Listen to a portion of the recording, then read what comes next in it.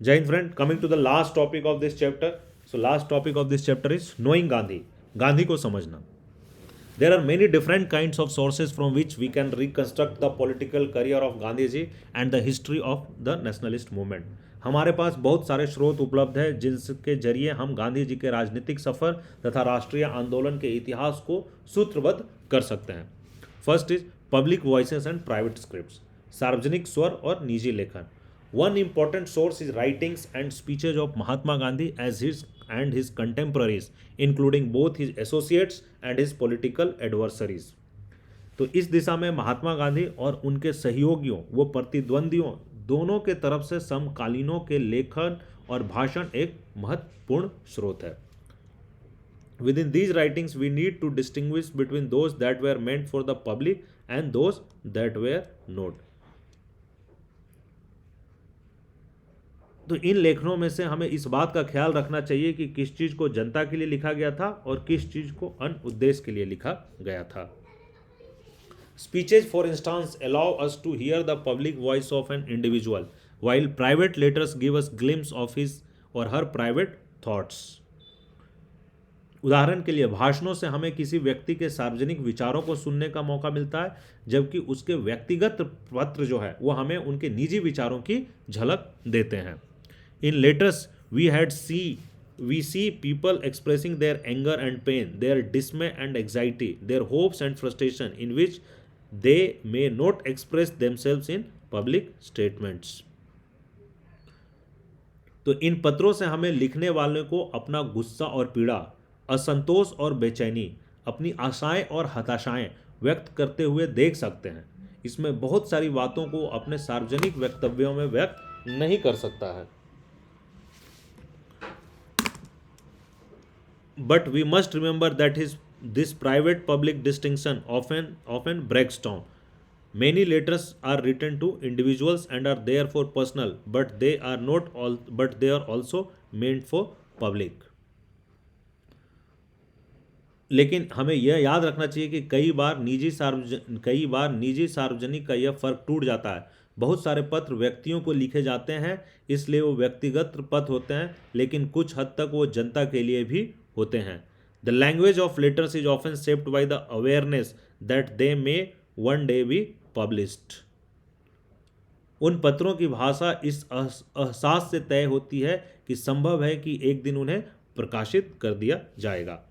Conversely, the fear that a letter may get into print often prevents people from expressing their opinion freely in personal letters. और इसका यह भी है दोस्तों कि किसी पत्र के प्रकाशित हो जाने की आशंका के कारण बहुधा लोग निजी पत्रों में भी अपना मत स्वतंत्रता पूर्वक व्यक्त नहीं कर पाते हैं. Mahatma Gandhi regularly published his journal Harijan letters that others wrote to him, है ना. तो महात्मा गांधी हरिजन नामक अपने अखबार में उन पत्रों को प्रकाशित करते थे जो उन्हें लोगों से मिलते थे. ये याद रखिएगा, उनके पत्रिका का नाम हरिजन था, जो लोगों के द्वारा उसमें वो प्रकाशित करते थे, लोगों के द्वारा लिखे गए चिट्ठियों को प्रकाशित करते थे. Nehru edited a collection of letters written to him during the national movement and published a bunch of all letters. Nehru ने राष्ट्रीय आंदोलन के दौरान उन्हें लिखे गए पत्रों का एक संकलन तैयार किया और उसे a bunch of all letters, पुरानों पत्रों का पुलिंदा के नाम से प्रकाशित किया. ये कुछ लेटर्स है दोस्तों, अब आपके बुक में दिया हुआ है, आप इन लेटर्स को पढ़ सकते हैं और इससे पढ़ने से आपको थोड़ा डिटेल में समझ में आएगा कि कैसे कांग्रेस काम करता था, कैसे उन बड़े बड़े स्टॉलवर्ड लीडर्स के बीच में आपस में वाद विवाद बातें कैसे होती थी. So coming to the next part, framing a picture.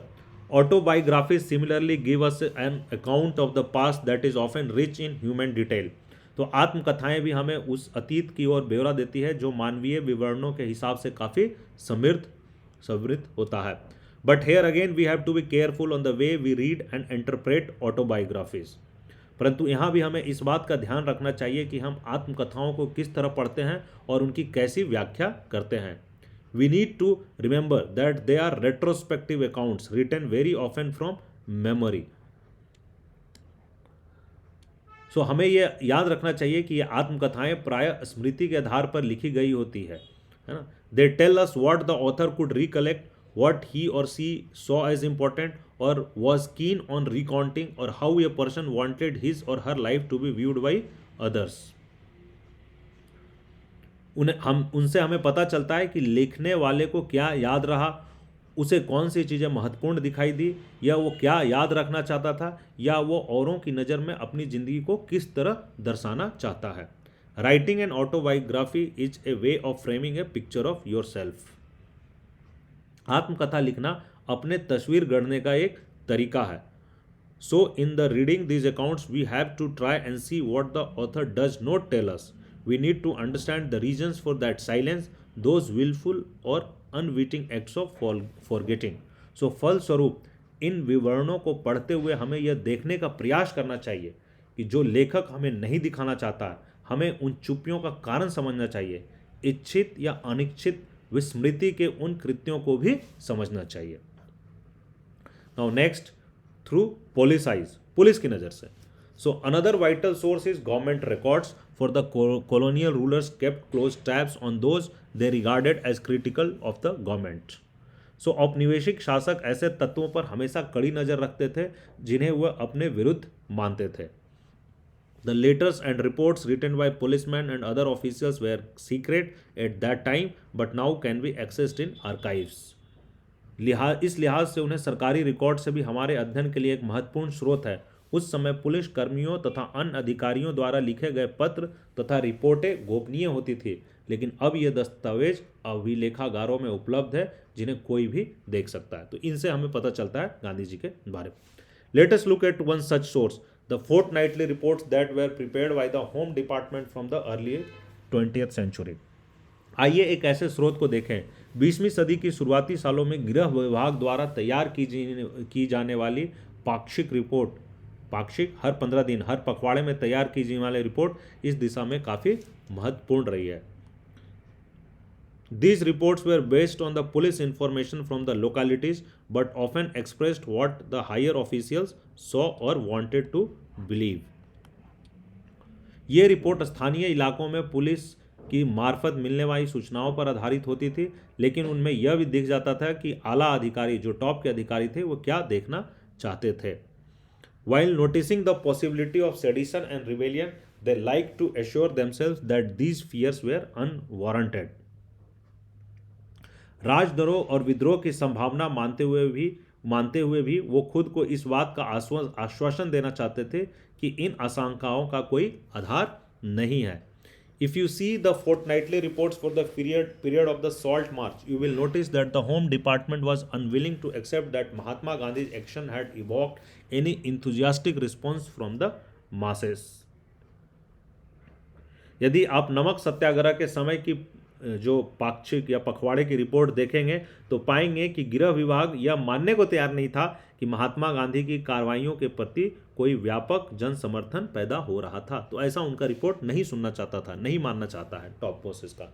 The march was seen as a drama and antic, a desperate effort to mobilise people who were unwilling to rise against the British and were busy with their daily schedules, happy under the Raj. रिपोर्टों में इस यात्रा को एक नाटक, एक कर्तव्य, British शासन के खिलाफ आवाज उठाने के प्रति अनिच्छुक तथा शासन के अंतर्गत सुखपूर्वक जीवन व्यतीत कर रहे लोगों को गोलवंत करने की एक हताश कोशिश के रूप में प्रस्तुत किया जाता था. सो ये कुछ हैं जो अपने अपने व्यू पॉइंट से इंक्लाइंड होते हैं, उस तरीके से लिखते हैं. बट ठीक है, इनसे हमें हिस्ट्री की जानकारी होती है, गांधी जी के बारे में जानते हैं. And the last source is from newspapers. So one more important source is contemporary newspapers published in English as well as in different Indian languages which tracked Mahatma Gandhi's movements and reported on his activities and also represented what ordinary Indians thought of him. So, अंग्रेजी तथा विभिन्न भारतीय भाषाओं में छपने वाली समकालीन अखबार, उस समय की अखबार भी एक महत्वपूर्ण स्रोत है जो महात्मा गांधी की गतिविधियों पर नज़र रखते थे और उनके बारे में खबरें छापते थे. Newspaper accounts, however, should not be seen as unprejudiced. लेकिन अखबारी ब्यौरों को पूर्वाग्रह से मुक्त नहीं माना जाना चाहिए.